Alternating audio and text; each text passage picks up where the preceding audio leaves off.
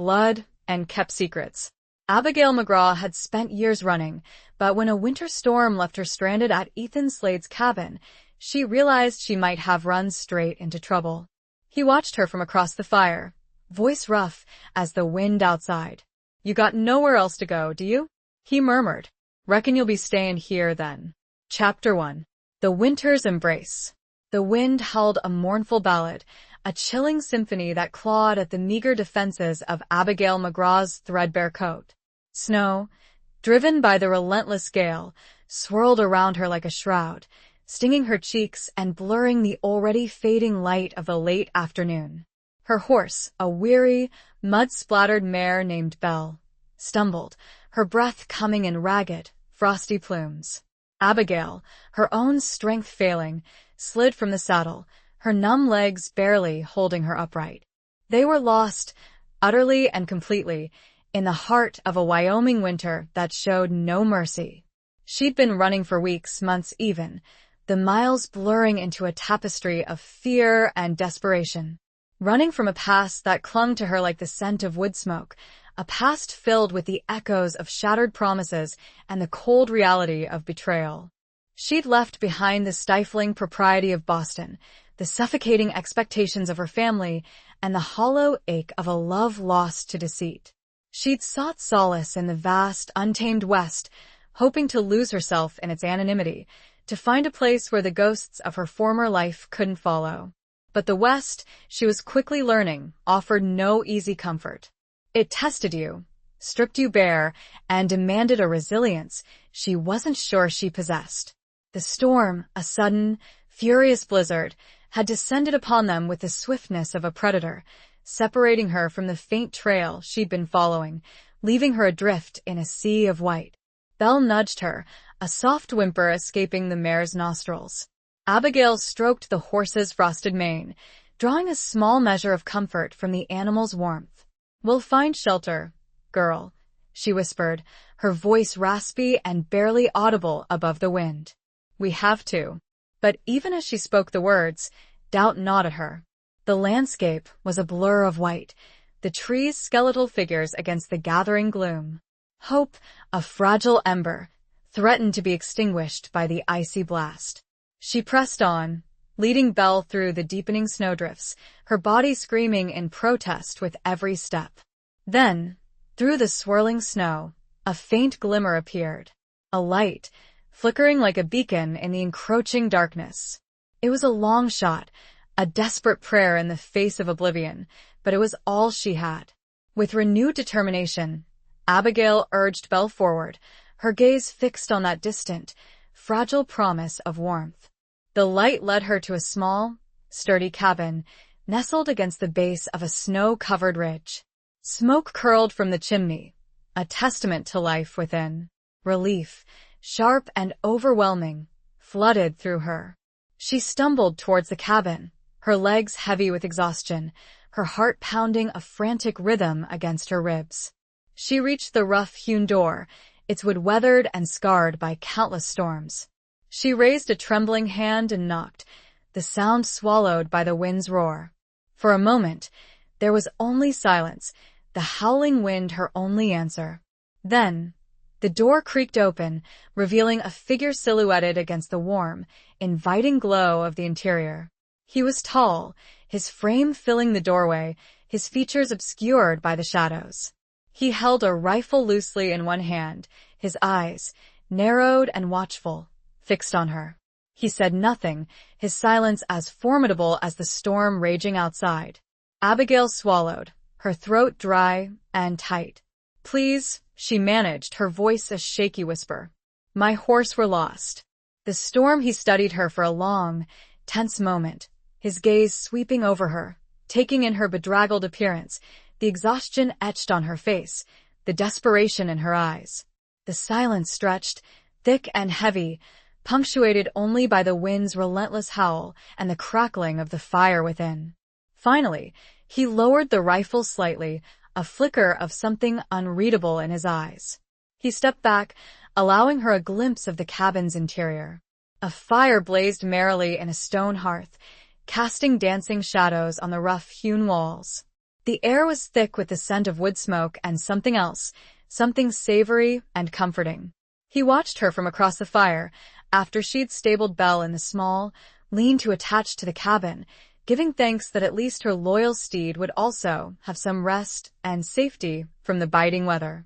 His voice, when he finally spoke, was rough as the wind outside, a low rumble that seemed to vibrate through the very timbers of the cabin. "You got nowhere else to go, do you?" he murmured. It wasn't a question, but a statement of fact, an acknowledgement of her utter vulnerability. Abigail shook her head, her gaze fixed on the flames, unable to meet his intense scrutiny. She was at his mercy, completely and utterly. A drifter, caught in the unforgiving embrace of a Wyoming winter, her fate resting in the hands of a stranger. He nodded, a slow, deliberate movement. "Reckon you'll be staying here, then."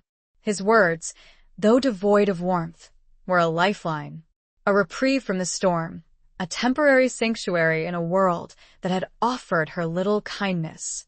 But as she looked at him, at the hard lines of his face, the guarded expression in his eyes, she realized that she might have run straight into trouble of a different kind. A trouble that had nothing to do with the blizzard raging outside, and everything to do with the secrets that seemed to simmer beneath the surface of this quiet, solitary man. A shiver, unrelated to the cold, ran down her spine. The fire was warm, the shelter secure, but a different, deeper chill settled into her bones. What had she stumbled into? Chapter 2. Shadows in the hearthlight. The cabin was small, Spartan, but meticulously clean. A single room served as kitchen, living area, and bedroom. A rough-hewn table and 2 chairs stood near the hearth, a narrow bed tucked against one wall, covered with a thick, patchwork quilt. Gun racks lined another wall, holding an assortment of rifles and a shotgun, gleaming dully in the firelight. A few shelves held a meager collection of books, their spines worn and faded, alongside tins of food and other supplies. Everything spoke of a life lived in solitude, a life stripped down to the bare essentials. Ethan Slade.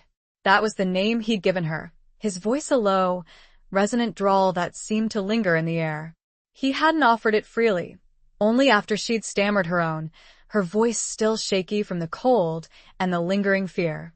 He hadn't asked her story, hadn't pried into the reasons that had brought her, a lone woman, to his doorstep in the midst of a blizzard. And she, in turn, hadn't offered any explanations. There was a tacit understanding between them, a shared recognition of the unspoken boundaries that separated them. He'd given her a bowl of thick, savory stew, and she'd eaten it ravenously, the warmth spreading through her chilled limbs. He'd watched her eat, his expression unreadable, his silence a heavy presence in the small cabin. He moved with a quiet grace, a surprising fluidity for a man of his size, his movements economical and precise. His face, now illuminated by the firelight, was striking, though not conventionally handsome. It was a face etched with the harsh realities of the frontier, a landscape of sharp angles and weathered lines. High cheekbones, a strong jaw, and a nose that had likely been broken at least once. His eyes, a startling shade of blue-gray, were his most arresting feature, deep-set and intense, holding a depth of experience that hinted at a life lived on the edge. They seemed to see through her, to pierce the carefully constructed facade she'd built around herself. He had dark hair, streaked with silver at the temples, that fell to his collar, and a neatly trimmed beard that concealed the lower half of his face. His hands, she noticed, were large and calloused, the hands of a man who worked with his hands, who knew the feel of leather and steel. After she'd finished eating, he'd shown her to the bed, indicating with a curt nod that she should sleep there. He'd spread a thick buffalo robe on the floor near the hearth, his own bed for the night. He hadn't offered any words of comfort, any reassurance, but the simple act of offering her his bed spoke volumes. Now, lying beneath the heavy quilt, the scent of wood smoke and pine filling her senses, Abigail listened to the sounds of the cabin. The crackling of the fire, the gentle sigh of the wind as it buffeted the walls, the occasional creak of the timbers. And, beneath it all, the steady, rhythmic breathing of Ethan Slade. She couldn't sleep. Her mind raced, replaying the events of the day, the terror of the storm, the relief of finding shelter, the unsettling presence of the man who had offered it. She was safe, for now, but a sense of unease lingered, a prickling awareness that she was not out of danger yet. She thought of the life she'd left behind, the gilded cage of her Boston upbringing. Her father, a prominent banker, had expected her to marry well, to become a society wife, to perpetuate the family's legacy. But she'd yearned for something more, something beyond the stifling confines of her prescribed existence. She'd fallen in love with a man who had promised her the world, a man who had sworn his devotion. And then, she'd discovered the truth, the cruel deception that had shattered her illusions and left her with nothing but a broken heart and a desperate need to escape. She'd taken what little money she could gather, sold the few pieces of jewelry she owned, and bought a ticket west. She'd had no plan, no destination, only a vague notion of finding a place where she could start anew, where she could reinvent herself. But the West was not the romantic, idyllic landscape she'd imagined. It was a hard land, a demanding land, a place where survival was a daily struggle. She drifted from town to town, taking on odd jobs, working as a seamstress, a cook, a laundress, anything to keep herself afloat. She'd learned to be wary, to trust no one, to keep her past hidden. And now, she was here, in this remote cabin, with a man who was as much a mystery as the wilderness that surrounded them. A man who exuded an aura of danger, a sense of something hidden beneath his stoic exterior. She turned her gaze towards the hearth, where Ethan Slade lay sleeping. The firelight flickered across his face, casting shadows that danced and shifted, obscuring his features. He looked younger in sleep, the harsh lines of his face softened, the guarded expression in his eyes replaced by a semblance of peace. But Chapter 3. Echoes of a Forgotten Past.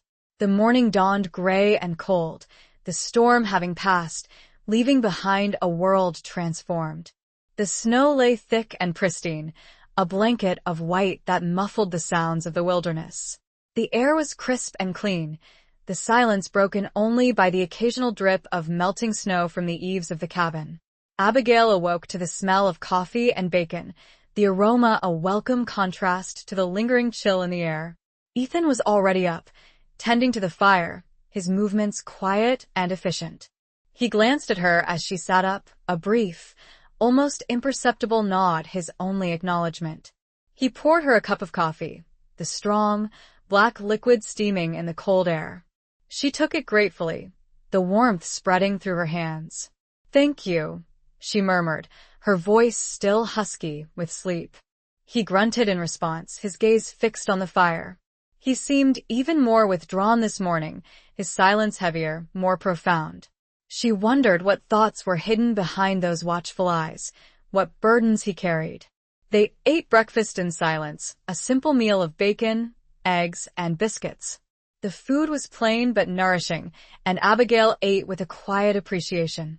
She was acutely aware of Ethan's presence, the way he moved, the way he held himself, the subtle tension that seemed to emanate from him. After breakfast, he went outside to tend to the horses, leaving Abigail alone in the cabin. She took the opportunity to explore her surroundings, her gaze lingering on the details she'd missed the night before. The books on the shelf, she noticed, were a mix of classics and practical guides Shakespeare alongside manuals on animal husbandry and frontier survival. There was a worn copy of Thoreau's Walden, its pages dog-eared and marked with annotations. A small, framed photograph sat on the mantelpiece, almost hidden behind a stack of firewood. She picked it up, her fingers tracing the faded image. It was a picture of a woman, her face young and radiant, her eyes smiling. She held a baby in her arms, a tiny bundle wrapped in a white blanket. The woman's smile held such joy it was a small physical ache for Abigail. There was a resemblance between the woman and Ethan, a shared intensity in the eyes, a similar set of the jaw. Abigail quickly placed it back, a pang of guilt tightening in her chest. It felt like an intrusion, a glimpse into a private world she had no right to enter. She busied herself with cleaning the cabin, sweeping the floor, washing the dishes, anything to occupy her hands and keep her mind from wandering. She was grateful for the respite, for the temporary sanctuary, but she knew she couldn't stay here indefinitely. She had to move on, to find her own place in this vast, unforgiving land. When Ethan returned, he found her standing by the window, gazing out at the snow-covered landscape. He stopped just inside the doorway, his presence filling the small space. "It's beautiful," she said, her voice soft, almost a whisper, but terrifying. He came to stand beside her, his gaze following hers. "It is," he agreed, his voice low and resonant. "The land demands respect. It doesn't give its gifts freely." She glanced at him, a question in her eyes. "Have you lived here long?" He nodded. "Most of my life. My father built this cabin. He came here seeking something. A new beginning, I suppose." She sensed a story there, a history that ran deep, but he didn't elaborate. He turned away, breaking the fragile connection between them. "You should leave when the weather permits," he stated, not unkindly, merely with a practicality. "It isn't safe for you to be here alone." She knew he was right. She couldn't impose on his hospitality any longer. But the thought of leaving, of facing the wilderness alone again, filled her with a renewed sense of dread. "Where will I go?" she asked, the question a reflection of her own uncertainty. He shrugged, his gaze distant. "That's for you to decide. There's a town, Redemption, about 2 days' ride south. You might find work there." Redemption. The name itself was a paradox, a promise of something she wasn't sure she deserved. She thought of the woman in the photograph, the baby in her arms. A life that Ethan had known, a life that had been lost, perhaps. As the day progressed, a subtle shift occurred. A sliver of trust had been laid, fragile but present, in the space between them. It was born of shared silence and the implicit recognition of their mutual vulnerability. But as Abigail went to sleep that night, a low, guttural sound echoed through the small cabin, a sound of pain emanating from the man sleeping by the fire. It was Ethan, speaking in his sleep, a name, a woman's name, Sarah. The sound was filled with such profound sorrow that a forgotten ache, a buried grief, stirred within Abigail's own heart. Chapter 4. The Price of Sanctuary. The next few days passed in a strange, quiet rhythm. The weather remained clear, but the snow was still deep, making travel treacherous. Ethan spent most of his time outdoors, tending to the horses, chopping wood, and hunting. He was a man of few words, but Abigail began to discern the subtle nuances of his moods, the flicker of emotion that occasionally crossed his stoic features. He taught her how to shoot, his patience surprising. He showed her how to load and fire a rifle, his large hands guiding hers, his voice a low, steady murmur. "Hold it steady," he'd instruct. "Breathe. Squeeze the trigger, don't pull." She wasn't a natural, her shots often going wide, but she appreciated his willingness to teach her.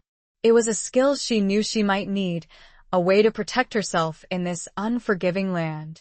He never touched her beyond the necessary guidance, never overstepped the invisible boundary that separated them, but his proximity, the scent of wood smoke and leather that clung to him, was a constant, subtle awareness. One evening, as they sat by the fire after a simple meal of venison stew, he spoke of his past, hesitantly, reluctantly, as if the words were being dragged from him. "Sarah," he said, the name a whisper, a ghost in the firelight. "She was my wife. The baby our daughter, Emily." Abigail listened, her heart aching for him. She didn't interrupt, didn't offer any platitudes, only her silent, empathetic presence. "They died of a fever," he continued, his voice raw with pain. 3 years ago. I couldn't save them. I wasn't there." He'd been away, hunting, trying to provide for his family. He'd returned to find them gone, their lives extinguished by a cruel, unseen enemy. The guilt, the self-blame, had consumed him, driving him further into solitude. Abigail understood that kind of guilt, that crushing weight of responsibility. She'd blamed herself for her own naivete, for her blind trust in a man who had betrayed her. She'd carried that burden for months, the weight of it threatening to suffocate her. "I'm sorry," she said, the words inadequate, but heartfelt. He looked at her, his eyes filled with a pain that mirrored her own. "It's a hard land," he said, his voice heavy. "It takes what it wants." She reached out, her hand hovering over his, a hesitant gesture of comfort. He didn't flinch away, but he didn't respond either. She withdrew her hand, the unspoken connection between them fragile and uncertain. Later that night, as she lay in bed, listening to the wind whisper through the cracks in the cabin walls, she heard him again, speaking in his sleep. This time, it wasn't just Sarah's name, but fragments of sentences, tortured phrases that spoke of loss, of regret, of a love that had been cruelly snatched away. She realized then that the price of sanctuary, of this temporary refuge, was to bear witness to his pain, to share the burden of his grief. She was a stranger, an outsider, yet she was drawn into his world, his sorrow, his quiet desperation. And she knew, with a growing certainty, that she couldn't simply walk away, leaving him alone with his ghosts. The next morning, she found him outside, staring at the distant mountains, his face etched with a profound sadness. She approached him cautiously, her footsteps muffled by the snow. "Ethan," she said, her voice soft. He turned, his eyes searching hers. There was a vulnerability in his gaze that she hadn't seen before, a raw, exposed emotion that stripped away his defenses. He looked to the mountains, then back to her, and there was a question in his eyes that startled her. The unasked question was a plea she heard, without the need for words. Could she, having known her own anguish, somehow help him navigate his? Could she offer a small measure of solace, even as she continued to battle the shadows that still lingered within herself? She knew that the answer wouldn't be simple, and that it might cost her more than she realized, yet she also knew she could not, would not, turn away. Chapter 5. Thaw and Trepidation. The weather began to change, the harsh grip of winter loosening its hold. The days grew longer, the sun warmer, melting the snow and revealing patches of brown earth. The air was filled with the sounds of dripping water, the chirping of birds, the promise of spring. With the thaw came a subtle shift in the dynamic between Abigail and Ethan. The silence between them remained, but it was less heavy, less fraught with unspoken tension. They began to share small tasks, working together to repair the cabin, to prepare for the coming spring. He showed her how to mend fences, his large hands guiding hers as he demonstrated the proper way to weave the wire. He taught her how to identify animal tracks, to read the signs of the wilderness. She, in turn, helped him with the cooking, adding her own touches to the simple meals, introducing him to dishes he'd never tasted before. One afternoon, as they were working side by side, clearing brush from a nearby field, he paused, his gaze fixed on her. "You're different from other women I've known," he said, his voice thoughtful. She looked at him, surprised by his candor. "How so?" He shrugged, a slight smile playing on his lips. "Most women, they wouldn't be comfortable here. In this solitude." She understood what he meant. She was different. The sheltered, naive girl who had fled Boston was gone, replaced by a woman who was learning to be self-reliant, to face her fears, to find strength in her own resilience. "I've learned to adapt," she said, her voice quiet. "To appreciate the simplicity." He nodded, his gaze lingering on hers. There was a warmth in his eyes that she hadn't seen before, a hint of something more than mere appreciation. It made her heart flutter, a sensation she hadn't felt in a long time. But with the thaw came a renewed sense of trepidation. Abigail knew she couldn't stay here forever. She had to make a decision, to choose a path, to forge her own destiny. The thought of leaving Ethan, of venturing out into the unknown alone, filled her with a mixture of fear and excitement. One evening, as they sat by the fire, she broached the subject, her voice hesitant. "The snow is almost gone," she said. "I should be thinking about moving on." He looked at her, his expression unreadable. "Redemption," he said, his voice flat. "It's your best option." She nodded, her heart heavy. She'd expected him to say that, to encourage her to leave. But a part of her, a small, foolish part, had hoped he would ask her to stay. "I don't know what I'll do there," she said, her voice barely a whisper. He leaned forward, his gaze intense. You'll find something. You're strong, Abigail. Stronger than you think. His words were a balm to her soul, a validation of the strength she'd been struggling to find within herself. He saw her, truly saw her, not as a fragile, broken woman, but as a survivor. She met his gaze, a silent understanding passing between them.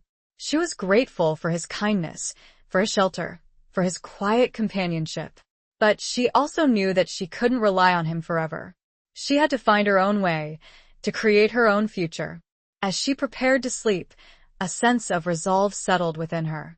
She would leave, she would face the challenges ahead, but she would carry with her the lessons she'd learned in this remote cabin, the memory of the man who had offered her sanctuary, and the quiet strength she had discovered within herself.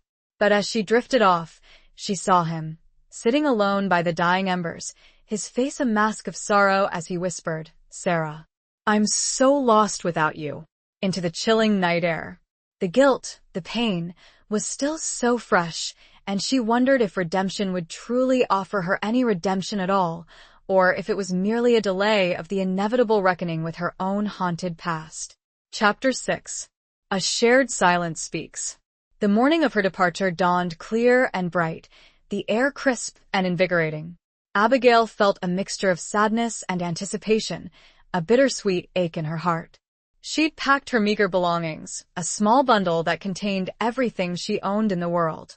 Ethan was already outside, saddling Belle, his movements efficient and practiced. He didn't say much, his silence a familiar presence. But as he tightened the cinch on Belle's saddle, he glanced at Abigail, a flicker of emotion in his eyes. "You be careful out there," he said, his voice gruff. "It's still a wild country." She nodded, her throat tight with emotion. "I will. Thank you, Ethan. For everything."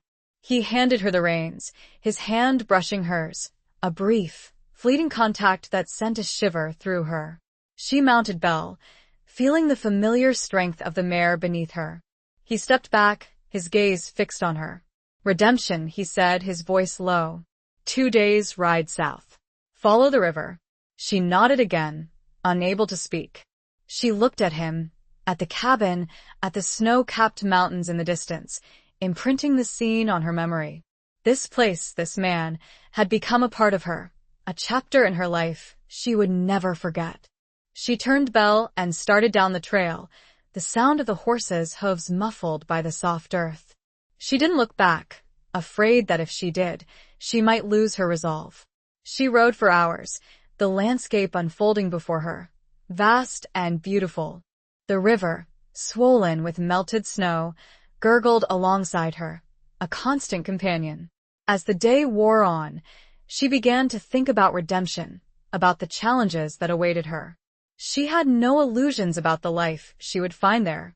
It would be hard, demanding, but she was determined to make a go of it. She would find work, a place to live, a way to survive. She thought of Ethan, of his quiet strength, his hidden pain, his unexpected kindness.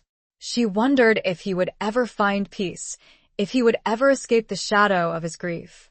She hoped he would, he deserved it. She spent the night camped beneath the stars, the vast, open sky a reminder of the freedom she had sought and the solitude she now carried. She built a small fire, cooked a simple meal, and wrapped herself in her blankets. As she lay there, listening to the sounds of the night, she realized that she was no longer afraid. The fear that had driven her for so long had dissipated, replaced by a quiet determination, a sense of purpose. She was still alone, but she was no longer lost. The next day, she continued her journey, her spirits buoyed by the beauty of the landscape, the warmth of the sun on her face. She saw deer grazing in the meadows, eagles soaring overhead, the signs of life returning to the land. Late in the afternoon, she crested a ridge and saw it in the distance. Redemption. A small cluster of buildings nestled in a valley, smoke curling from chimneys, the promise of civilization, of a new beginning. It wasn't the bustling city she'd left behind, but it was a place, a haven, a chance to start over. As she rode closer, She saw the dusty main street, the saloon with its swinging doors, the general store, the blacksmith shop, the small church with its white steeple. She felt a flicker of apprehension, a knot of uncertainty in her stomach. This was it, the moment of truth. She was entering a new world, a new life, and she had no idea what awaited her. She dismounted in front of the general store and looped Belle's reins around a hitching post. As she stood on the boardwalk, taking in the sights and sounds of the town, a figure emerged from the saloon, a man with a badge pinned to his chest. He was tall and lean, with a weathered face and hard eyes, the quintessential frontier lawman.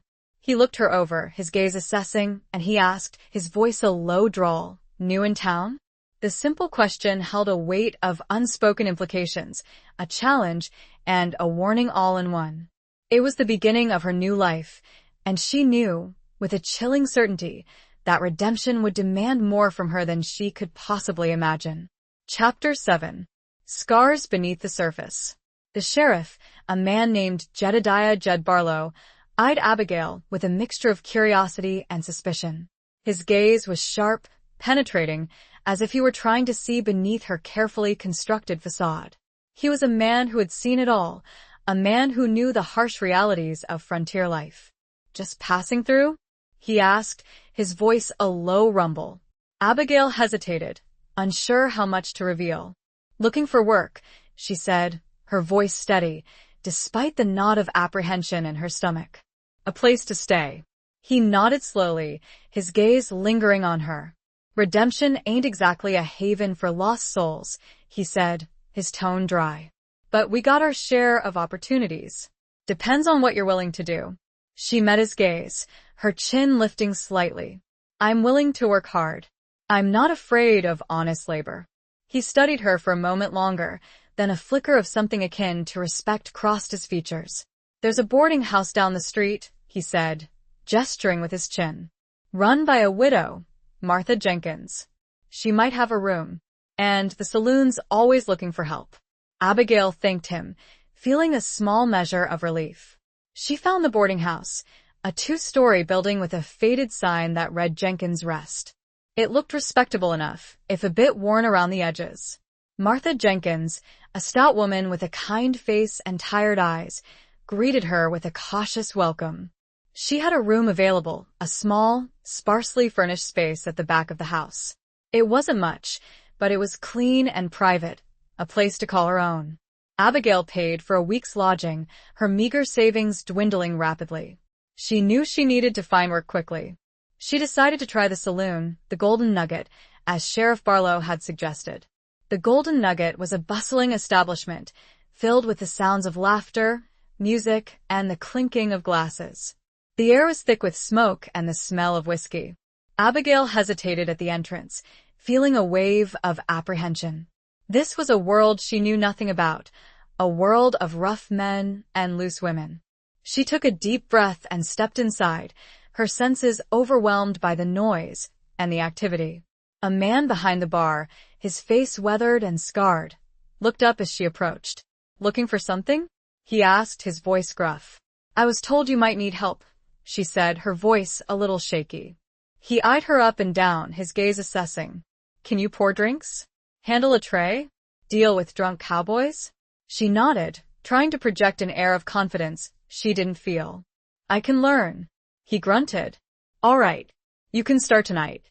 Name's Gus. Don't expect any favors. And keep your nose clean." She started that evening, working alongside 2 other women, Lily and Maeve. Lily was a flamboyant redhead with a quick wit and a sharp tongue. Maeve was quieter, more reserved, with a sadness in her eyes that hinted at a troubled past. Abigail quickly learned the ropes, pouring drinks, serving customers, navigating the crowded saloon. It was hard work, demanding and exhausting, but she was grateful for the opportunity. She learned to handle the rowdy cowboys, to deflect their unwanted advances, to hold her own in this rough and tumble environment. She also learned about the undercurrents of redemption, the hidden tensions, the rivalries, the secrets that simmered beneath the surface. She heard whispers of outlaw gangs, of corrupt officials, of a town living on the edge.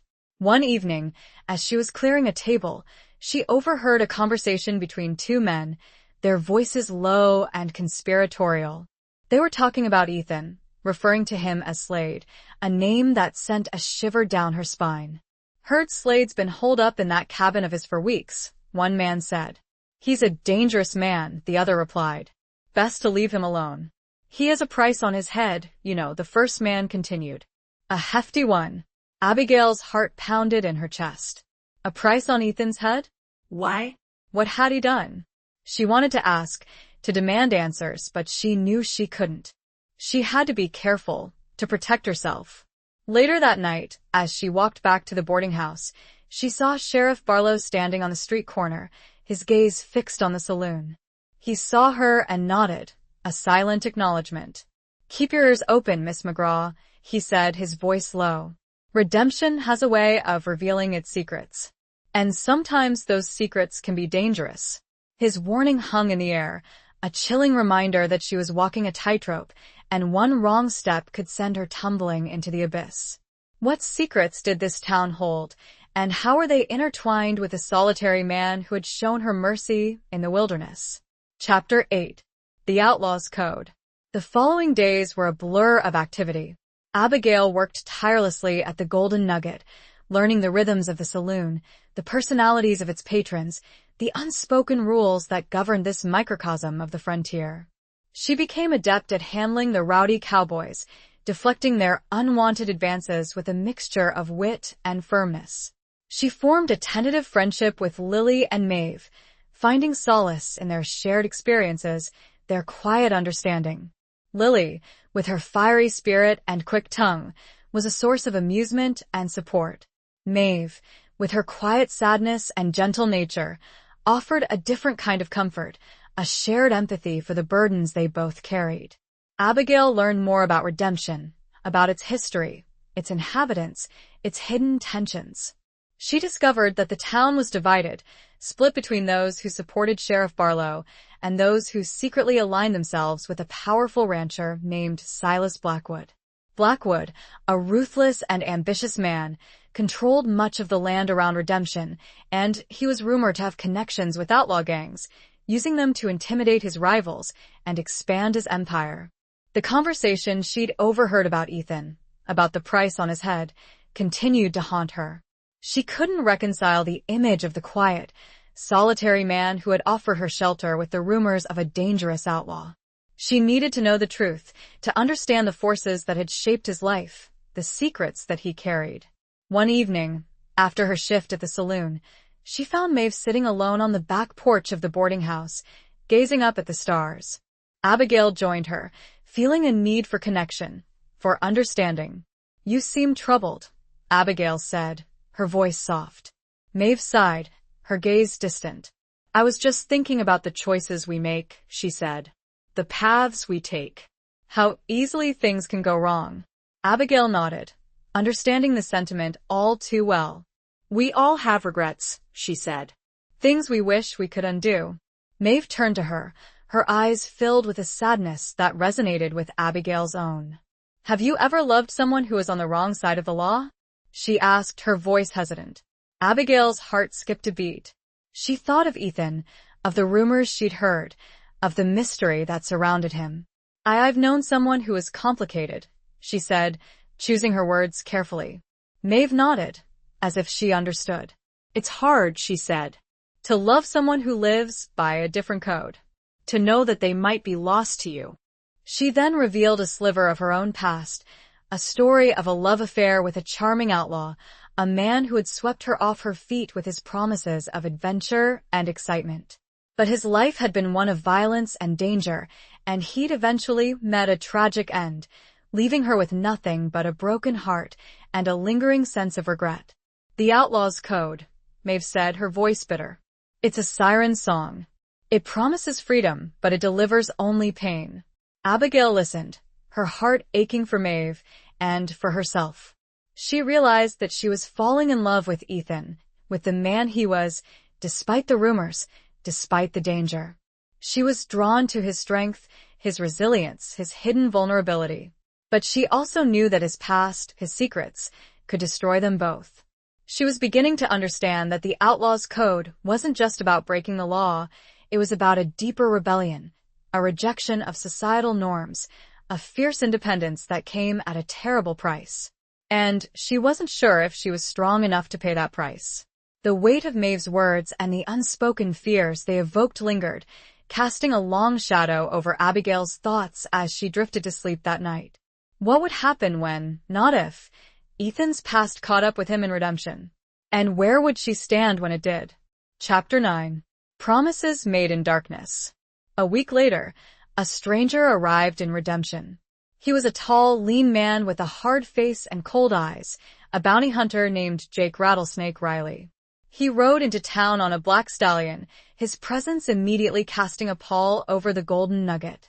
He was known for his ruthlessness, his unwavering pursuit of his quarry, his reputation preceding him like a chilling wind. Abigail saw him enter the saloon, her heart pounding in her chest. She recognized the look in his eyes, the predatory gleam that spoke of a man who lived for the hunt. She knew, instinctively, that he was here for Ethan. He approached the bar, his gaze sweeping over the room, taking in every detail. Gus, the bartender, met his gaze with a mixture of fear and defiance. "Whiskey," Riley said, his voice a low growl. "And information." Gus poured him a drink, his hand trembling slightly. "What kind of information?" Riley leaned closer, his voice barely a whisper. "I'm looking for a man. Ethan Slade. Heard he might be in these parts." Gus hesitated, his eyes darting around the room. He knew the danger of crossing Riley, but he also knew the unwritten code of the West, the loyalty that bound men together, even outlaws. "Haven't seen him," Gus said, his voice tight. Riley smiled, a cold, cruel smile that didn't reach his eyes. "I have ways of finding things out," he said. "And I always get my man." Abigail, watching from across the room, felt a surge of fear. She had to warn Ethan, to let him know that he was in danger. But how? She couldn't risk revealing her connection to him, not in front of Riley. She finished her shift, her mind racing. She slipped out the back door of the saloon, her heart pounding. She had to find a way to get to Ethan, to warn him before it was too late. She went to the stable where she'd kept Belle, saddling the mare quickly, her hands trembling. She rode out of town under the cover of darkness, the moon her only guide. She followed the river, the same path she'd taken before, her heart filled with a desperate urgency. She rode for hours, pushing Belle to her limits, the night air cold against her face. She reached the cabin just as dawn was breaking, the sky streaked with pink and gold. Ethan was outside, chopping wood, his back to her. She dismounted, her legs shaky from the long ride. "Ethan," she called, her voice breathless. He turned, his eyes widening in surprise. He saw the fear in her eyes, the urgency in her posture. "Abigail? What is it? What's wrong?" She rushed towards him, her words tumbling out in a rush. "There's a bounty hunter in town. He's looking for you. He knows your name. He knows about Sarah and Emily." His face hardened, his eyes turning cold. He knew the danger, the threat that Riley posed. "How did you?" He began, his voice questioning. "I overheard him talking to Gus at the saloon," she explained. "He's ruthless, Ethan. He won't stop until he finds you." He looked at her, his gaze intense. "You shouldn't have come," he said, his voice low. "It's too dangerous." "I had to warn you," she said, her voice firm. "I couldn't let him take you." He reached out, his hand gently touching her cheek, a brief, fleeting gesture that sent a shiver through her. "Thank you," he said, his voice husky. He knew he had to leave, to disappear before Riley found him. But he also knew that he couldn't leave Abigail behind, not after she'd risked her life to warn him. In the shared silence, among the trees and the rapidly lightening sky, a promise was made without words. He wouldn't abandon her, and she knew, with chilling certainty, that she couldn't bear to let him go. He looked down toward her, asking the question that was written plainly in her eyes. "Come with me." It wasn't a plea, it was an acknowledgement of the unspoken bond that had grown between them. And her acceptance was a reflection of the same. The decision, though unspoken, was a turning point. Where they were going and what they would face was unknown. But they would face it together. Chapter 10. Whispers of Betrayal. They left the cabin before sunrise, riding double on Belle, their movements hurried and silent. Ethan knew the surrounding wilderness like the back of his hand, navigating the hidden trails, the secret canyons, the places where they could disappear without a trace. He was a different man now, his quiet stoicism replaced by a hardened resolve, a fierce determination to protect Abigail and himself. He was an outlaw now, a fugitive, but he carried himself with a quiet dignity, a sense of purpose that belied his circumstances. Abigail clung to him, her arms wrapped around his waist, her face pressed against his back. She felt the strength of his muscles, the warmth of his body, the steady beat of his heart. She trusted him completely and utterly, despite the danger, despite the unknown. They rode for hours, the landscape unfolding before them, vast and unforgiving. They spoke little, their silence filled with unspoken understanding, a shared sense of urgency. Ethan explained his past, the events that had led to the price on his head. It wasn't a simple story of good versus evil, but a complex web of betrayal, corruption, and revenge. He'd been a rancher, like his father before him, living a peaceful, if hardscrabble, life. He'd married Sarah, the love of his life, and they'd had a daughter, Emily. But their happiness had been shattered by Silas Blackwood, the ruthless rancher who controlled much of the land around Redemption. Blackwood had coveted Ethan's land, a prime piece of property that bordered his own. He'd tried to buy it, but Ethan had refused to sell, holding on to the legacy his father had left him. Blackwood had then resorted to more underhanded tactics, using his influence with the local authorities, framing Ethan for a crime he didn't commit. Ethan had been forced to flee, leaving Sarah and Emily behind, hoping to clear his name and return to them. But before he could, the fever had struck, taking their lives and leaving him with nothing but grief and a burning desire for revenge. He'd become an outlaw, not by choice, but by necessity, living on the fringes of society, hunted by bounty hunters and lawmen alike. He'd done things he wasn't proud of, things that had stained his soul, but he'd always adhered to his own code, a code of honor that demanded justice, loyalty, and protection of the innocent. Abigail listened, her heart aching for him. She understood his pain, his anger, his desire for retribution. She'd experienced her own betrayal, her own loss, and she knew the corrosive power of grief and resentment. Blackwood is a powerful man, she said, her voice quiet. He has friends in high places. Ethan nodded, his jaw tight. I know. But I won't let him win. I won't let him destroy everything I hold dear. He looked at her, his eyes filled with a fierce determination. I'll protect you, Abigail, he said, his voice low and intense. I promise you that. She believed him. She knew he would risk his life for her, just as she had risked hers for him. They were bound together now, not just by circumstance, but by a shared sense of loyalty, a growing love that defied the odds. As they rode deeper into the wilderness, they encountered a small, isolated homestead, a cabin tucked away in a hidden valley. An old woman, her face weathered and lined, greeted them with suspicion, but Ethan's quiet demeanor and respectful manner eventually won her over. She offered them food and shelter, a temporary respite from their flight. Her name was Alara, and she was a widow, living alone, eking out a meager existence from the land. Alara listened to their story, her eyes filled with understanding. She knew the injustices of the world, the cruelty of men like Blackwood. There's a darkness in this land, she said, her voice soft. A greed that consumes men's souls. But there's also goodness, Abigail. You must remember. Hold on to hope, the older woman said as she looked deep into Abigail's eyes. It's the only thing that can save you. As they prepared to leave the next morning, Alara gave Abigail a small, silver locket, a family heirloom. Wear this, she said. It will bring you luck. Abigail thanked her, touched by her kindness. As they rode away, she felt a renewed sense of hope, a belief that they could overcome the obstacles ahead, that they could find a way to build a new life, a life free from fear and betrayal. The whispers of betrayal, however, lingered in the air, a constant reminder that their sanctuary was temporary and that the forces arrayed against them were powerful and relentless. And as they looked back at Alara, a figure of wisdom and quiet resilience, Abigail couldn't help but wonder if the old woman knew more than she let on. Chapter 11. The Weight of Unseen Chains. Their journey took them further into the rugged, unforgiving territory, a landscape that mirrored the turmoil in their hearts.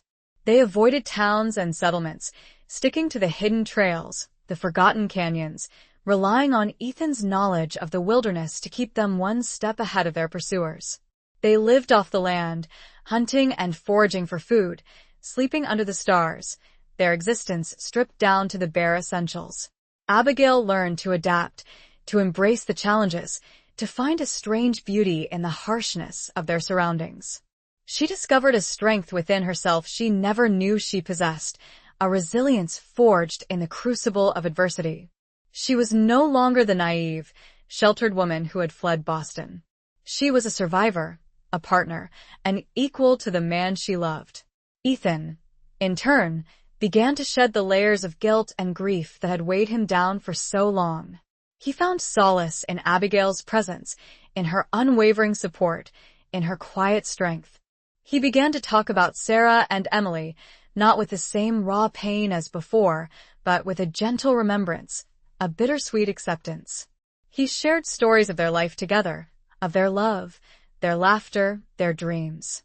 He spoke of Sarah's kindness, her unwavering faith, her love for the land.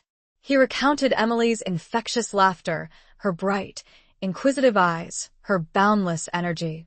Abigail listened, her heart filled with a mixture of sadness and joy. She was grateful for his trust, for his willingness to share his memories, his vulnerabilities. She realized that she was not replacing Sarah, but honoring her memory, helping Ethan to heal, to find a way to move forward. One evening, as they sat by a small campfire, he took her hand, his fingers intertwining with hers. "I never thought I could feel this way again," he said, his voice husky. "I thought my heart was buried with them." She squeezed his hand, her gaze meeting his. "It's not," she said, her voice soft. "It's here. With me." He leaned in and kissed her, a tender, passionate kiss that sealed their bond, a promise of a future they would build together. It was a kiss born of shared hardship, of mutual respect, of a love that had blossomed in the most unlikely of circumstances. But their idyll was shattered by the discovery of a wanted poster, nailed to a tree near a remote watering hole. It was a crude drawing of Ethan, his name emblazoned beneath it, along with the words "dead or alive" and a substantial reward. The sight of the poster sent a chill through Abigail. It was a stark reminder of the danger they faced, of the forces that were arrayed against them. It was a symbol of the unseen chains that bound Ethan to his past, the chains of guilt, of revenge, of a life lived on the run. "We have to be more careful," Ethan said, his voice grim. "Riley won't give up. And there are others like him, always looking for a payday." They moved on, their journey becoming even more perilous. They slept in shifts, taking turns keeping watch, their senses constantly alert for any sign of danger. They avoided contact with anyone, trusting no one, their isolation becoming a heavy burden. The weight of those unseen chains began to take its toll. Ethan became more withdrawn, more guarded, his eyes haunted by a fear he couldn't conceal. Abigail, too, felt the strain, the constant anxiety, the gnawing uncertainty of their future. One night, as they lay huddled together beneath a rocky overhang, seeking shelter from a sudden storm, Abigail spoke her fears, her voice trembling. "What if we never find peace, Ethan?" she asked. "What if we're always running?" He pulled her closer, his arms wrapping around her, offering a comfort he couldn't fully express in words. "We'll find it," he said, his voice firm. "We have to. We'll find a place where we can be free. I promise you." But even as he spoke the words, a doubt lingered in his eyes. He knew the odds were stacked against them, that the past had a long reach, that the weight of unseen chains could be a burden too heavy to bear. As the rain lashed down, mirroring the tempest within their hearts, Abigail clung to him, finding solace in his embrace. But the question remained, could they ever truly escape the shadows that pursued them? Chapter 12. A Dance with Danger. Their pursuers were relentless, their presence a constant threat that hung over them like a dark cloud. Riley, driven by a combination of greed and professional pride, was determined to collect the bounty on Ethan's head. He was a skilled tracker, a man who knew the wilderness, who could read the signs of their passage, who anticipated their every move. Ethan and Abigail were forced to be ever more vigilant, ever more resourceful. They doubled back on their trails, used the terrain to their advantage, hid their tracks, and moved only under the cover of darkness. They were like hunted animals, always on the alert, their senses honed to a razor's edge. One evening, as they were camped in a remote canyon, they heard the distant sound of horses, the unmistakable sign that Riley was closing in. They quickly extinguished their fire, packed their meager belongings, and prepared to flee. Ethan led Abigail through a narrow passage, a hidden crevice in the canyon wall, a secret escape route he'd discovered years before. They squeezed through the tight opening, their bodies pressed against the cold, rough stone, their hearts pounding in their chests. They emerged into a hidden valley, a secluded oasis surrounded by towering cliffs, a place where they could find temporary refuge. But they knew it was only a matter of time before Riley found them, before they were forced to run again. The constant pressure, the relentless pursuit, began to take its toll on their relationship. They became more irritable, more short-tempered, their nerves frayed by the constant tension. Small disagreements escalated into arguments, their unspoken fears and anxieties surfacing in unexpected ways. One morning, after a particularly restless night, Abigail lashed out at Ethan, her voice filled with frustration and despair. "This is hopeless," she cried. "We'll never escape him. We're trapped." Ethan turned on her, his eyes flashing with anger. "Do you think I don't know that?" he snapped. "Do you think I want this life? I'm doing everything I can to protect you." They stood there, facing each other, their anger a tangible force between them. The love they shared was still there, but it was buried beneath layers of fear, exhaustion, and resentment. Abigail turned away, tears streaming down her face. She felt a wave of despair wash over her, a sense of hopelessness that threatened to engulf her. She was tired of running, tired of hiding, tired of the constant fear. Ethan watched her, his anger fading, replaced by a deep sadness. He realized that he'd been so focused on their physical survival that he'd neglected her emotional needs, her growing despair. He approached her cautiously, his voice soft. "Abigail," he said, "I'm sorry." "I didn't mean." She turned to him, her eyes filled with a mixture of anger and vulnerability. I need to believe that there's a future for us," she said, her voice trembling. "That we can find a place where we can be happy." He reached out and took her hand, his fingers intertwining with hers. "We will," he said, his voice firm. "I promise you. We'll find it. Together." He pulled her close, his arms wrapping around her, holding her tight. They stood there, embracing, their bodies pressed together, finding solace in each other's presence.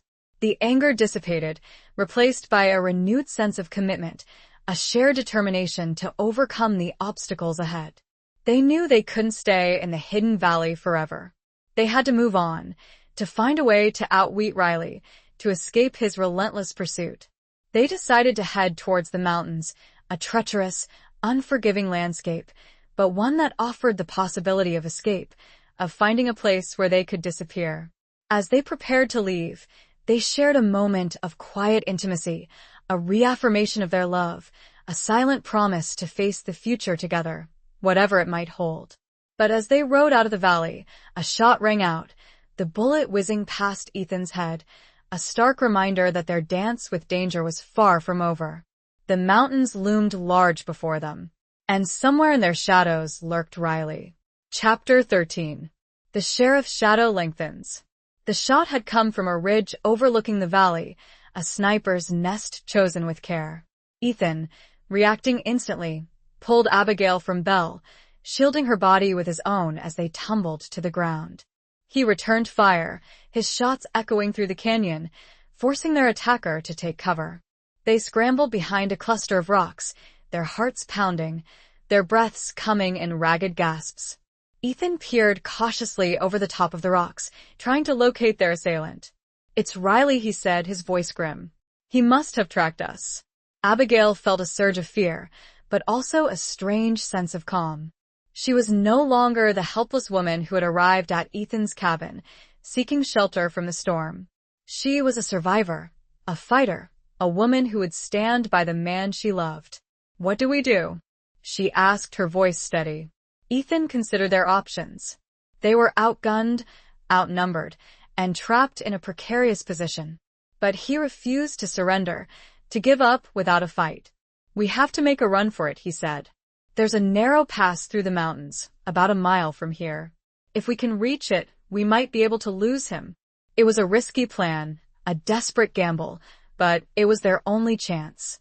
They waited for a lull in Riley's fire, then made their move, sprinting across the open ground, dodging behind rocks and boulders, using every bit of cover they could find. Riley's bullets whizzed past them, kicking up dust and splinters of rock. Abigail stumbled, her ankle twisting beneath her, sending a sharp pain shooting up her leg. She cried out, falling to the ground. Ethan immediately turned back, scooping her up in his arms, carrying her towards the pass. He was a man possessed, his strength fueled by adrenaline and a fierce determination to protect her. They reached the pass, a narrow, winding crevice through the towering cliffs, a natural choke point that offered some protection. Ethan set Abigail down gently, checking her ankle. It was swollen and bruised, but not broken. "Can you walk?" he asked, his voice filled with concern. She nodded, gritting her teeth against the pain. "I have to." They continued their flight, moving deeper into the mountains, the terrain becoming ever more treacherous. They climbed steep slopes, navigated narrow ledges, crossed rushing streams, their bodies pushed to the limits of their endurance. Riley, however, was relentless, his pursuit unwavering. He was a skilled tracker, a man who knew the mountains, who could read the signs of their passage, who anticipated their every move. As they reached a high plateau, overlooking a vast expanse of wilderness, they saw a figure in the distance, riding towards them. It wasn't Riley. It was Sheriff Jed Barlow, the lawman from Redemption. Abigail felt a mixture of relief and apprehension. Barlow was a complicated figure, a man who walked a fine line between justice and expediency. He was known for his fairness, his integrity, but he was also a pragmatist, a man who understood the realities of frontier life. Barlow reined in his horse, his gaze sweeping over them, taking in their exhausted state, their desperate situation. "Slade," he said, his voice neutral. "I've been looking for you." Ethan met his gaze, his expression guarded. "What do you want, Barlow?" "There's a price on your head," Barlow said, his voice flat. "A hefty one, put there by Silas Blackwood." "I know," Ethan replied. "And I know who's been hunting me." Barlow nodded. "Riley's a dangerous man. But he's not my concern. My concern is upholding the law." "The law?" Ethan scoffed. "Blackwood's law? The law of the powerful, the corrupt?" Barlow sighed, his gaze shifting to Abigail. "I know about Blackwood," he said. "And I know about your wife, Slade. And your daughter." A flicker of pain crossed Ethan's face. He hadn't expected Barlow to know about his past, about his personal tragedy. "I also know that you're not a killer, Slade," Barlow continued. "Not in cold blood. You've done questionable things, but you've always had a reason. A code." Abigail looked at Barlow, a glimmer of hope flickering in her heart. Was it possible that he was offering them a way out? A chance to clear Ethan's name, to expose Blackwood's corruption? Barlow dismounted, his movements slow and deliberate. He approached them cautiously, his hand resting on the butt of his pistol, but not drawing it. The lengthening shadow he cast was not just from the setting sun. It was the shadow of his authority, the weight of his decisions, and the complicated moral landscape he navigated. What would he decide? Justice or expediency? And would it save them or condemn them? Chapter 14. Crossroads of the Heart. I'm not here to arrest you, Slade, Barlow said, his voice low and steady. Not yet anyway. Ethan and Abigail exchanged a surprised glance. This was not what they had expected. They had anticipated a confrontation, a showdown, a final reckoning. Then why are you here? Ethan asked, his voice still guarded. Barlow sighed, his gaze shifting from Ethan to Abigail, then back again. I've been doing some digging, he said, asking questions. Following the whispers. He explained that he'd grown increasingly suspicious of Silas Blackwood, of his growing power, his ruthless methods, his connections to outlaw gangs. He'd heard rumors of Blackwood's involvement in Ethan's framing, of his role in the deaths of Sarah and Emily. But he'd lacked proof, concrete evidence that he could take to a judge. I believe you, Slade, Barlow said, his voice sincere. I believe you were wronged. But belief isn't enough. I need proof. And I think you might have it. Ethan hesitated, his mind racing. He'd spent years seeking revenge, hunting Blackwood, hoping to bring him to justice.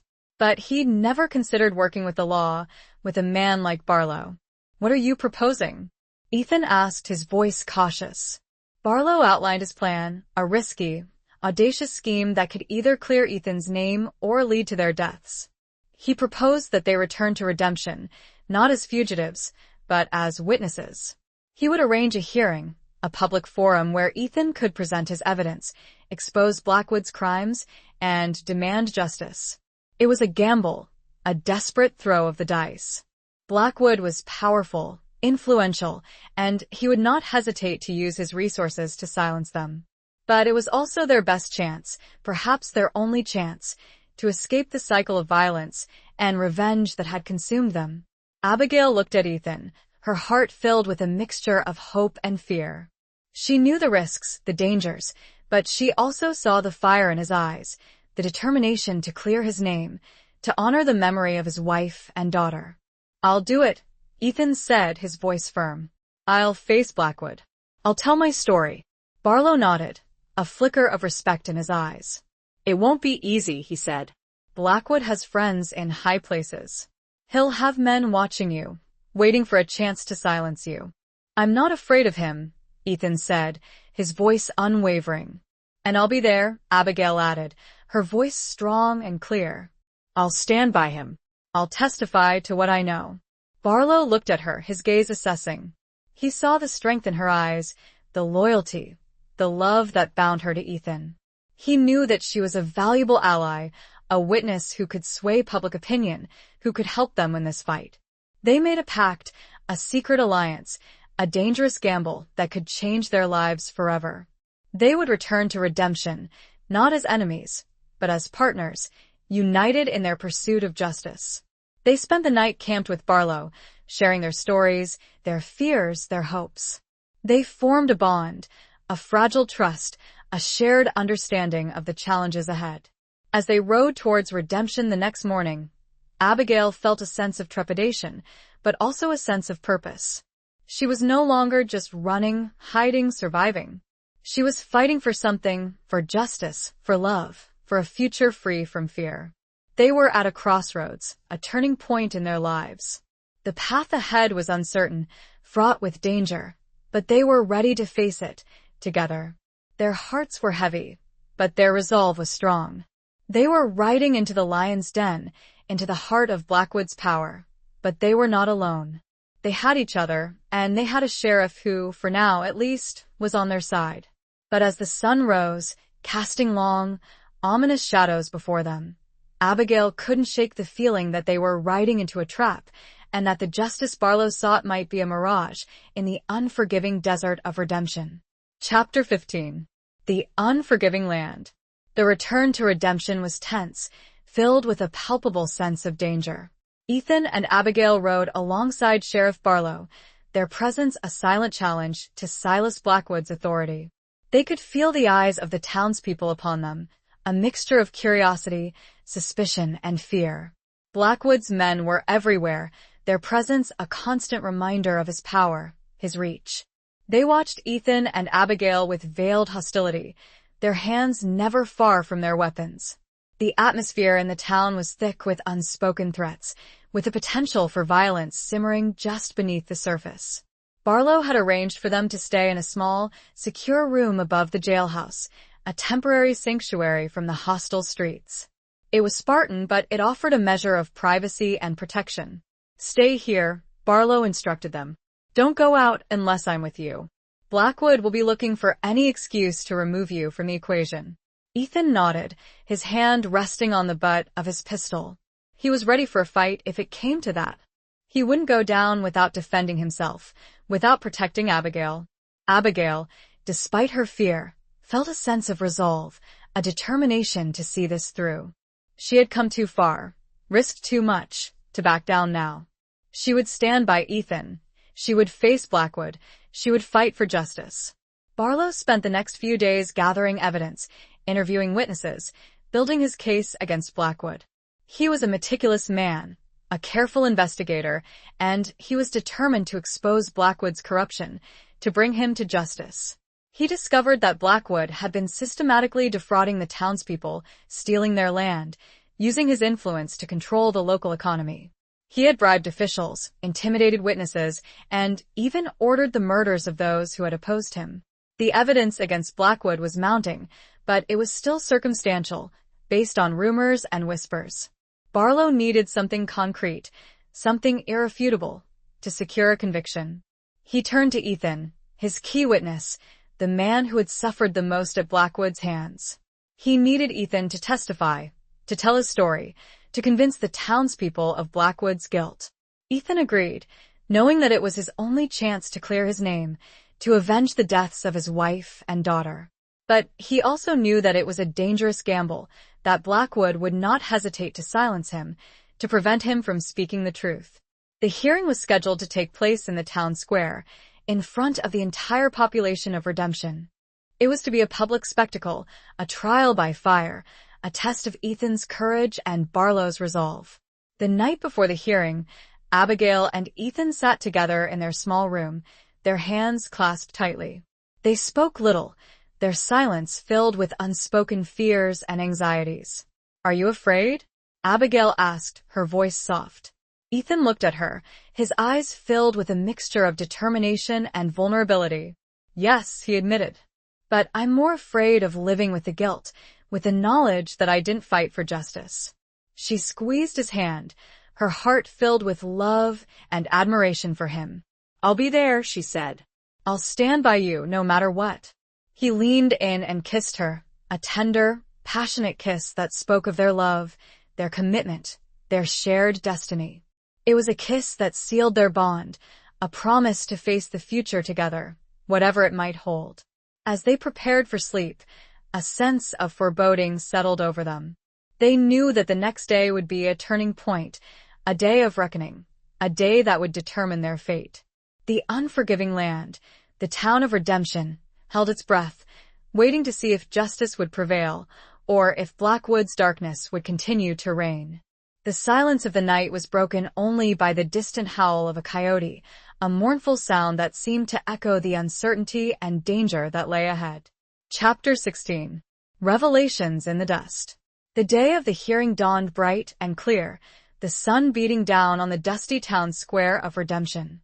A crowd had gathered, a mix of townspeople, ranchers, and Blackwood's men, their faces a tapestry of anticipation, curiosity, and veiled hostility. Ethan and Abigail stood beside Sheriff Barlow, their presence a silent challenge to Blackwood's authority. Ethan was dressed in clean clothes, his demeanor calm and resolute, but his eyes betrayed the tension he felt, the weight of the responsibility he carried. Abigail stood beside him, her hand resting on his arm, a silent source of strength and support. Silas Blackwood arrived with his entourage, his presence radiating power and arrogance. He was a large man, with a cruel face and cold eyes, a man who exuded wealth and ruthlessness. He took his seat at the front of the crowd, his gaze fixed on Ethan, a silent threat, a promise of retribution. Barlow called the hearing to order, his voice ringing out across the square. He outlined the charges against Blackwood, the accusations of fraud, theft, intimidation, and murder. He presented the evidence he had gathered, the testimonies of witnesses, the documents that implicated Blackwood in a web of corruption.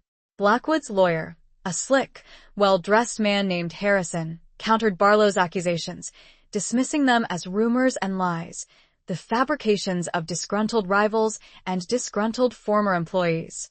He painted Blackwood as a pillar of the community, a successful businessman who had been unfairly targeted by jealous enemies.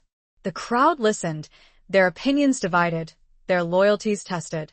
Some believed Barlow, others sided with Blackwood, and many were simply unsure, caught in the crossfire of conflicting narratives. Then Barlow called Ethan to the stand. The crowd held its breath, their attention focused on the man who had been branded an outlaw, the man who had returned to redemption to challenge the most powerful man in the territory. Ethan told his story, his voice clear and strong, his words ringing with truth and emotion. He spoke of his life before Blackwood, of his love for Sarah and Emily, of his peaceful existence as a rancher. He described Blackwood's attempts to steal his land, the framing, the threats, the violence that had forced him to flee. He recounted the deaths of his wife and daughter, the grief that had consumed him, the burning desire for revenge that had driven him for years. He presented the evidence he had gathered, the clues he had pieced together, the connections he had made between Blackwood and the outlaw gangs that terrorized the territory. He spoke of the price on his head, of the bounty hunters who had pursued him, of the constant threat to his life. His testimony was powerful, moving, and it swayed the crowd, shifting the balance of opinion against Blackwood. Even some of Blackwood's own men began to question their loyalty, their doubts growing with each word Ethan spoke. Then Abigail took the stand. She corroborated Ethan's story, adding her own perspective, her own experiences. She spoke of her arrival and redemption, of her encounter with Ethan, of the danger they had faced together. She described Blackwood's men, their threats, their intimidation, their attempts to silence them. Her testimony was crucial, providing an independent verification of Ethan's claims. She was a credible witness, a woman with no reason to lie, a woman who had risked her life to stand by the man she loved. Blackwood's lawyer, Harrison, tried to discredit her, to paint her as a woman of ill repute, a liar, a conspirator. But Abigail stood her ground, her voice unwavering, her gaze fixed on the crowd. She answered his questions honestly, truthfully, her integrity shining through. Finally, Barlow called his last witness, a surprise witness who sent a shockwave through the crowd. It was Maeve, the quiet, sad-eyed woman from the Golden Nugget, Abigail's friend. Maeve, her voice trembling but resolute, revealed a secret she had kept hidden for years. She had been Blackwood's mistress, his unwilling confidant, his prisoner in a gilded cage. She had witnessed his crimes, his cruelty, his corruption. She had seen him order the murders of those who had opposed him, including the framing of Ethan Slade. Her testimony was damning, irrefutable, and it sealed Blackwood's fate. The crowd erupted in outrage, their anger directed at the man who had betrayed their trust, who had used his power to enrich himself at their expense. Blackwood, his face pale and contorted with rage, tried to deny the accusations, but his words were drowned out by the roar of the crowd. He was a broken man, his power shattered, his reputation destroyed. Barlow placed Blackwood under arrest, his men escorting him away, the crowd parting to let them pass. Justice, it seemed, had finally prevailed. But as Ethan and Abigail watched Blackwood being led away, a shot rang out, a single, deadly shot that shattered the momentary peace. Riley, hidden in the crowd, had made his move. But the shot didn't find Ethan. It found Maeve, who slumped to the ground, her eyes wide with shock and pain. The revelation in the dust was not just of Blackwood's crimes, but of the brutal cost of truth and the enduring danger that still lurked in the shadows of redemption. Chapter 17. Flight and Pursuit. Chaos erupted in the town square. The crowd scattered, screaming and shouting, as Riley, his face contorted with rage and frustration, tried to escape. Ethan, reacting instantly, tackled him, wrestling him to the ground, his gun flying from his hand. They fought fiercely, their bodies locked in a desperate struggle. Ethan, fueled by adrenaline and a burning desire for revenge, overpowered Riley, pinning him to the ground, his fist smashing into his face. Barlow and his deputies arrived, pulling Ethan off Riley, restraining him, preventing him from killing the bounty hunter. Riley was arrested, his face bloodied and bruised, his spirit broken. But the victory was bittersweet. Maeve lay dying, her lifeblood staining the dusty ground. Abigail knelt beside her, holding her hand, tears streaming down her face. "I did it," Maeve whispered, her voice weak. "I told the truth." "You were brave," Abigail said, her voice choked with emotion. "So brave." Maeve smiled faintly, her eyes closing for the last time. She died in Abigail's arms, a victim of Blackwood's cruelty, a martyr for justice. The death of Maeve cast a pall over the town. The triumph over Blackwood was overshadowed by the loss of an innocent life, a reminder of the cost of freedom, the price of truth. Ethan and Abigail were devastated by Maeve's death. They had lost a friend, an ally, a woman who had shown extraordinary courage in the face of danger. They mourned her loss, their hearts filled with sadness and anger. Blackwood, despite being in custody, still posed a threat. He had powerful allies, connections that reached far beyond redemption. He would not hesitate to use his resources to escape justice, to seek revenge on those who had betrayed him. Barlow knew that he had to get Ethan and Abigail out of redemption, to a place where they would be safe from Blackwood's reach. He arranged for them to leave under the cover of darkness, escorted by a small group of his most trusted deputies. They rode out of town, their faces grim, their hearts heavy. They were leaving behind everything they had known, everything they had fought for. They were entering an uncertain future, a life on the run, but they were together, and that was all that mattered. But their flight was not without incident. Blackwood's men, loyal to their master, had anticipated their escape. They ambushed them on a narrow mountain pass, a desperate attempt to free Blackwood and silence his accusers. A fierce gunfight erupted, the sound of gunfire echoing through the canyons. Ethan and Abigail fought alongside Barlow's deputies, defending themselves against the attackers. They were outnumbered, outgunned, but they fought with courage and determination.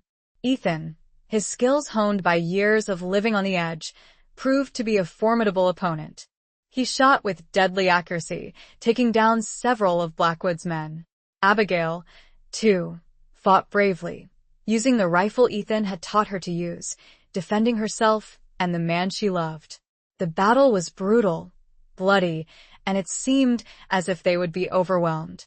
But Barlow's deputies, seasoned lawmen, fought with skill and determination, holding their own against the attackers. Finally, after what seemed like an eternity, the gunfire ceased. Blackwood's men, defeated and demoralized, retreated, leaving behind their dead and wounded. Ethan and Abigail had survived, but they were wounded, both physically and emotionally. They had faced death, they had seen their friends die, and they had been forced to kill. They continued their journey, their destination a distant, unknown place, a place where they hoped to find peace, safety, and a new beginning. They were fugitives, outlaws, but they were also survivors, lovers, and they were determined to build a life together, a life free from fear and violence. As they rode into the vast, unforgiving wilderness, the pursuit was far from over, and the flight was just the beginning of a new, uncertain chapter in their lives. The question was, could they ever truly escape the long arm of Blackwood's influence, or would they forever be looking over their shoulders? Chapter 18. The Bonds of Loyalty. Their journey took them far from redemption, across vast plains, over rugged mountains, and through dense forests. They traveled mostly at night, avoiding towns and settlements, relying on Ethan's knowledge of the wilderness to keep them safe. They were fugitives, hunted by both the law and Blackwood's loyalists, their lives a constant struggle for survival. But despite the hardships, despite the danger, their love for each other grew stronger. They found solace in each other's presence, in their shared experiences, in their unwavering commitment to one another. They were bound together by a loyalty that transcended their circumstances, a love that defied the odds. They found temporary refuge in a small, isolated community of homesteaders, a group of families who had carved out a meager existence in a remote valley. They were wary of strangers, but Ethan's quiet demeanor and Abigail's gentle nature eventually won them over. The homesteaders offered them food, shelter, and a brief respite from their flight. They shared their stories, their hopes, their fears, finding common ground in their shared humanity. Abigail helped the women with their chores, tending to the gardens, caring for the children, and sharing her skills as a seamstress. Ethan, in turn, helped the men with their work, repairing fences, tending to the livestock, and sharing his knowledge of hunting and trapping. They found a measure of peace in this small community, a sense of belonging, a reminder of the life they had lost, the life they hoped to build together. They were grateful for the kindness of the homesteaders, for their generosity, for their acceptance. But their sanctuary was short-lived. Word of their presence reached the ears of a local sheriff, a man who was known for his ambition and his willingness to bend the law to his own advantage. He saw an opportunity to make a name for himself, to collect the bounty on Ethan's head, and to curry favor with Blackwood's powerful allies. He arrived at the homestead with a posse of armed men, their intentions clear. They were there to arrest Ethan, to take him back to redemption, to face the consequences of his actions. The homesteaders, loyal to Ethan and Abigail, refused to cooperate. They stood their ground, defending their guests, their friends, their protectors. A tense standoff ensued, the potential for violence simmering just beneath the surface. Ethan, realizing the danger, decided to surrender. He wouldn't risk the lives of the homesteaders, the innocent people who had offered them kindness and shelter. He stepped forward, his hands raised, his voice calm and resolute. "I'll go with you," he said, "but leave these people alone. They've done nothing wrong." The sheriff, a smug, self-satisfied man named Harkness, smirked. "You're in no position to bargain, Slade," he said. "You're a wanted man." Abigail stepped forward, her eyes flashing with anger. "He's innocent," she cried. "He's been framed. He's a good man." Harkness ignored her, his gaze fixed on Ethan. "Take him," he ordered his men. But before they could move, a voice rang out, a voice filled with authority and determination. It was Alara, the old woman who had given Abigail the silver locket, the woman who had offered them shelter on their initial flight from redemption. She stood at the edge of the crowd, her frail figure radiating a surprising strength, her eyes blazing with defiance. "You will not take him," she said, her voice clear and strong. "He is under my protection." Harkness scoffed. "You're just an old woman," he said. "What can you do?" Alara smiled, a knowing smile that sent a shiver down Harkness's spine. "I am more than you think," she said. "And I have friends in high places. Friends you would not want to cross." She raised her hand, and a group of men emerged from the surrounding trees, armed and ready to fight. They were not homesteaders, but mountain men, trappers, and Native Americans, a formidable force that outnumbered Harkness's posse. Alara, it turned out, was a woman of influence, a respected figure in the wilderness, a woman who commanded loyalty and respect. She had connections that reached far beyond this small valley, connections that Harkness could not have imagined. Harkness, realizing that he was outmatched, backed down. He ordered his men to retreat, his ambition thwarted, his plans foiled. Ethan and Abigail were safe for now. But they knew that they couldn't stay here forever. They were grateful to Alara and the homesteaders, but they couldn't risk endangering their lives any longer. They were bonded to these people by a shared loyalty, by a debt of gratitude. They decided to move on, to continue their journey, to find a place where they could truly be free. As they left the valley, they looked back, their hearts filled with a mixture of sadness and hope. They were leaving behind a place of refuge, a place of friendship, but they were carrying with them the bonds of loyalty, the memories of kindness, and the unwavering belief in a better future. The question now was, could they find that future before their past caught up with them again? And what role would Alara, this mysterious woman of the wilderness, play in their destiny? Chapter 19. A reckoning at dawn. Their journey led them towards the border, a lawless, untamed territory where they hoped to find anonymity, a place to disappear and start anew. They traveled under the cover of darkness, avoiding the main trails, their senses constantly alert for any sign of pursuit. They knew that Blackwood would not give up, that he would use all his resources to hunt them down, to silence them forever. They were living on borrowed time, their future uncertain, their safety a fragile illusion. One evening, as they were camped in a remote canyon, they were ambushed. It wasn't Blackwood's men, nor was it bounty hunters seeking the reward. It was a band of outlaws, a ruthless gang who preyed on travelers, robbing and killing without mercy. Ethan and Abigail were caught off guard, their weapons out of reach. They were outnumbered, outgunned, and at the mercy of the outlaws. The leader of the gang, a brutal, scarred man named Kincaid, recognized Ethan. Well, he sneered. Look what we have here. The famous Ethan Slade. Heard there was a price on your head. Ethan met his gaze, his expression defiant. You won't collect it, he said, his voice steady. Kincaid laughed, a cruel, mocking sound. We'll see about that, he said. But first, we'll have some fun. He ordered his men to tie them up, their intentions clear. They were going to torture them, to extract information, to make them suffer before they killed them. Abigail, her heart pounding with fear, looked at Ethan, her eyes filled with despair. This was it, the end of the line.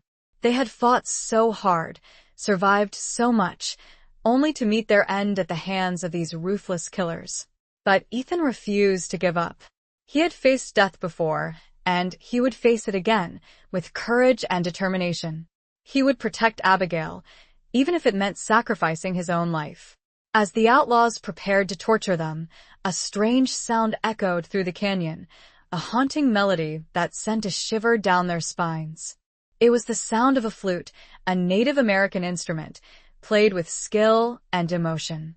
The outlaws hesitated, their attention drawn to the sound. They looked around, confused and apprehensive, their brutal confidence faltering. From the shadows of the canyon walls, figures emerged, silent and deadly. They were Native American warriors, Alara's friends, the men she had summoned to protect Ethan and Abigail. They attacked with swiftness and ferocity, their weapons finding their marks with deadly accuracy. The outlaws, caught by surprise, were quickly overwhelmed. The battle was short and brutal, the canyon floor littered with the bodies of the dead and dying. Kincaid, his face contorted with rage, fought desperately, but he was no match for the warriors. Ethan, using the distraction, managed to free himself from his bonds. He joined the fight, his fists and a discarded knife his only weapons, his movements fueled by adrenaline and a burning desire for revenge. He found Kincaid, engaging him in a brutal hand-to-hand combat. They fought fiercely, their bodies locked in a desperate struggle. Ethan, despite his injuries, overpowered Kincaid, delivering a final, fatal blow. The battle was over. The outlaws were defeated, their threat extinguished.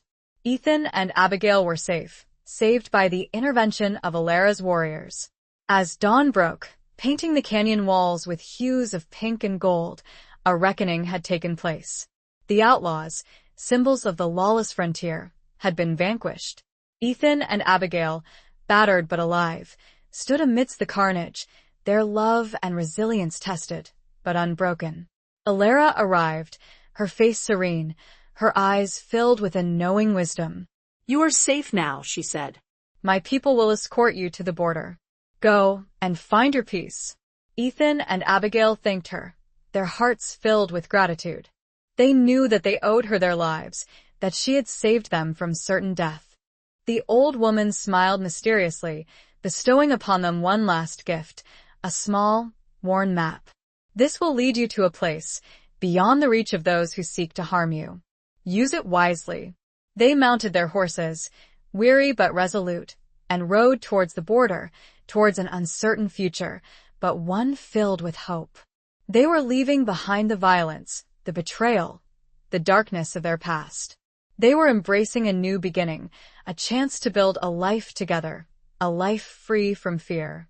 The reckoning at dawn had cleared the path, but the journey ahead was still long, and the final destination remained shrouded in the mists of the unknown.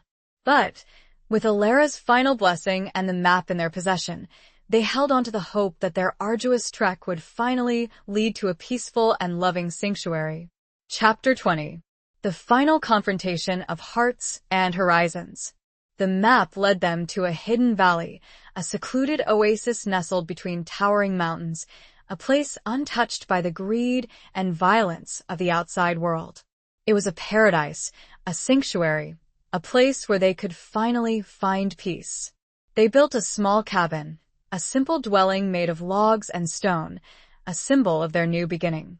They planted a garden, tilled the soil, and cultivated the land, finding solace in the rhythms of nature, in the simple act of creating life.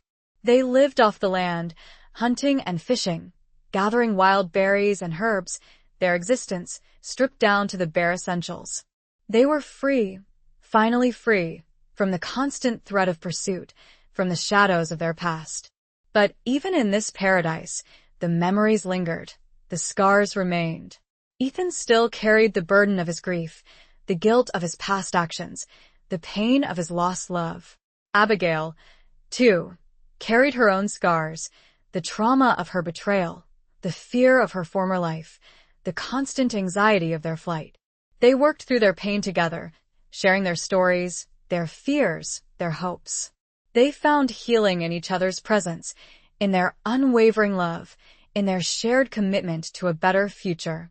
One evening, as they sat by the fire, watching the sunset paint the sky with vibrant colors, Ethan spoke of Sarah and Emily, not with the same raw pain as before, but with a gentle remembrance, a bittersweet acceptance. They would have loved this place, he said, his voice soft. They would have found peace here. Abigail took his hand, her fingers intertwining with his. They are at peace, Ethan, she said. And so are we. He looked at her, his eyes filled with love and gratitude. You saved me, Abigail, he said. You brought me back from the darkness. She smiled, her heart filled with a joy she had never known before. We saved each other, she said. Their life in the hidden valley was not without its challenges. They faced harsh winters, scarce resources, and the constant struggle for survival. But they faced them together, their love and resilience their greatest strength. Years passed, and their little cabin became a home, a place filled with laughter, love, and the simple joys of life. They had found their paradise, their sanctuary, their place of peace. One day, a rider appeared on the horizon, a lone figure approaching their cabin. Ethan and Abigail felt a flicker of apprehension, a remnant of their past fears. Was it a bounty hunter? A lawman? One of Blackwood's men? As the rider drew closer, they recognized him. It was Sheriff Jed Barlow, the man who had helped them escape redemption, the man who had believed in Ethan's innocence.